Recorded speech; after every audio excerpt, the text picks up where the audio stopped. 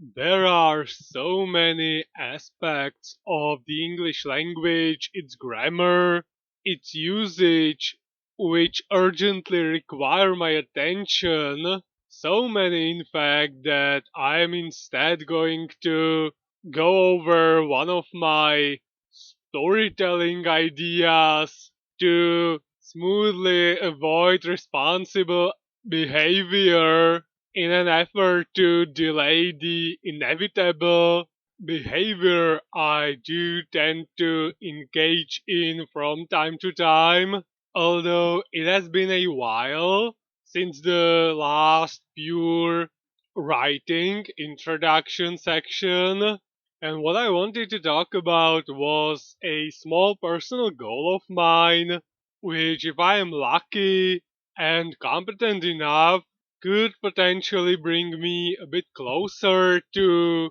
what I truly want from a story. And having these conversation with myself definitely aids in solidifying this picture in my head. For prior to these, I had had no clear image in my head, merely an idea, merely this barely distinguishable feeling of incongruity, which has changed, slowly shaped into something tangible. And what I would like to achieve is to create something absolutely insane, completely incomprehensible, uninspired by anyone else other than my imagination. Here I am pretty sure that this is a sentence that I have repeated throughout the course of these videos quite a few times. The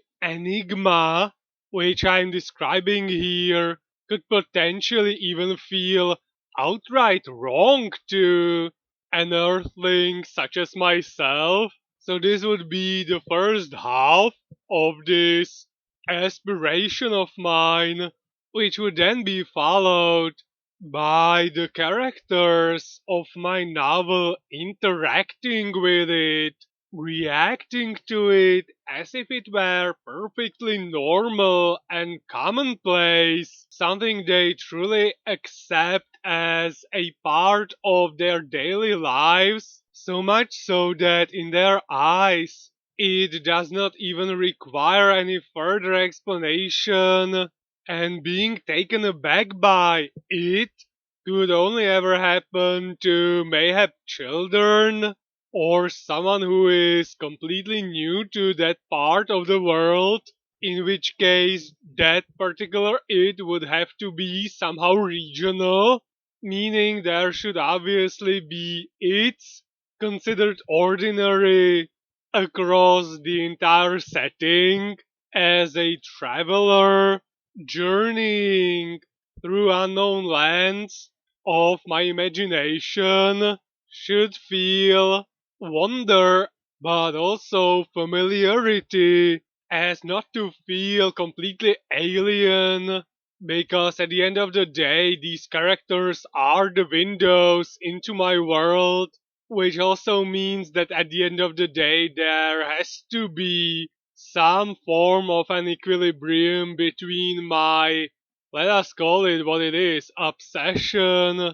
with being original, with being unique, and my ability to bring that to life, to truly deliver a tale worth telling, instead of creating something shapeless, something abstract. Be that as it may, I have an extremely long and complicated road ahead of me, elusive but hopefully worth being tread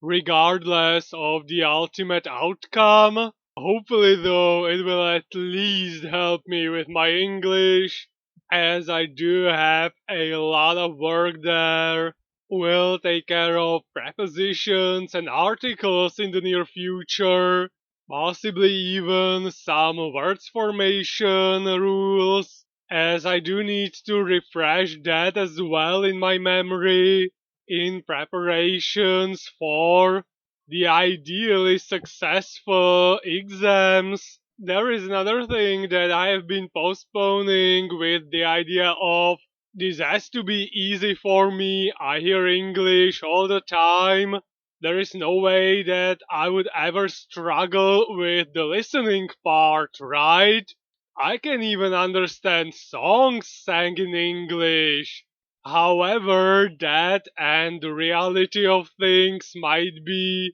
just ever so slightly discrepant. The problem being the fact that the last time I have done an actual listening exercise was approximately 11 years ago, so I might want to brush up on that as well. What I have to be extremely careful about is the differences between American and British English, as I have been using American expressions pretty much unknowingly, omitting the got in have got, using take instead of have,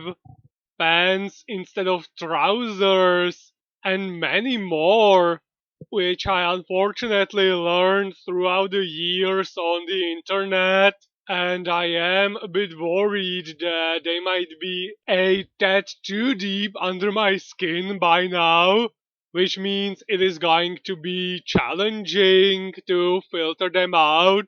For today, though, that was more than enough meandering around something that I am not even sure I truly understand myself, and instead, Rapid Arrows, the first publication in the series of the paperbacks depicting the adventures of this youth club. And at the end of the previous video, Jarka has had an idea, one so bright, so sudden, that it required him to straight up quit a conversation in the middle of it and ran away to quickly gather the rest of his friends with hopes of transforming this thought of his into something, well, material. No club meeting that day though, so a certain amount of creativity was required to carry out this plan of his. Fortunately, a portion of it was going to be rather easy since both Redcap and Speedy live in the building above their club room. All he had to do was to ring the doorbell, get invited by a strange sounding voice into a seemingly empty kitchen, but then he saw Redcap's legs protruding from beneath his bed. Here is the explanation to this phenomena. His parents, not a big fans of his signature accessory, which meant he was not allowed to wear it inside. Hence, the moment he came back from one of his outings, his wonderful mother would strip it off and throw it away, catapulting it under the bed and straight into the furthest corner, where it would lie in deep wait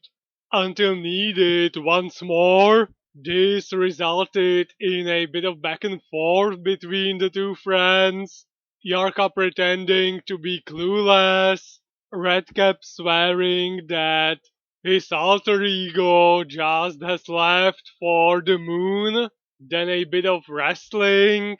but not for long because Yarka was really in an elated mood and wanted to share his news with the rest of the club. So an established code word or code sentence for peace had to be used before things could get into motion. He sent Speedy to gather the other two, wait for everyone to arrive, and when the Rapid Arrows assembled for this rare ad hoc meeting, Then, amidst a few jests, witticism, and quips, Jarka finally got to share his idea, introducing it with a few facts. The other side definitely is interested in what the Rapidaros have to say, willing to go as far as to pay money to receive their circulars ahead of others. Although there was an issue with that, the interest was not exactly in the cause. More or less, it was about the happenings outside the reach of the usual other-sider who got a little bit of fun, some entertainment out of these, but was not exactly willing to stick their own head into the news, something none of the boys would be able to arbitrarily change. So according to Jarka, what they could change were the contents of their little circular, transform it into a sort of a gazette, a continuous chronicle recording and narrating the happenings around the other side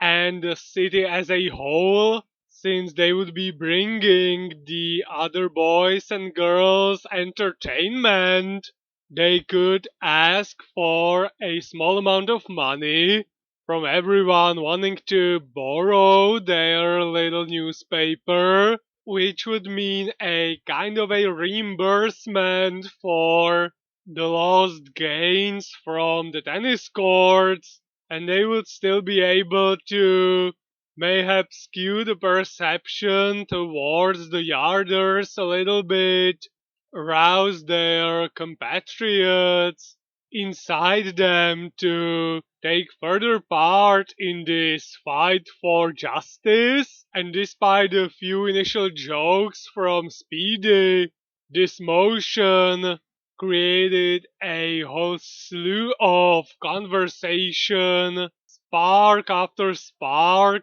deep into the night. Even the parents of Speedy and Redcap had to be involved when dinner time was nigh, which was only the beginning, but also the end of this video.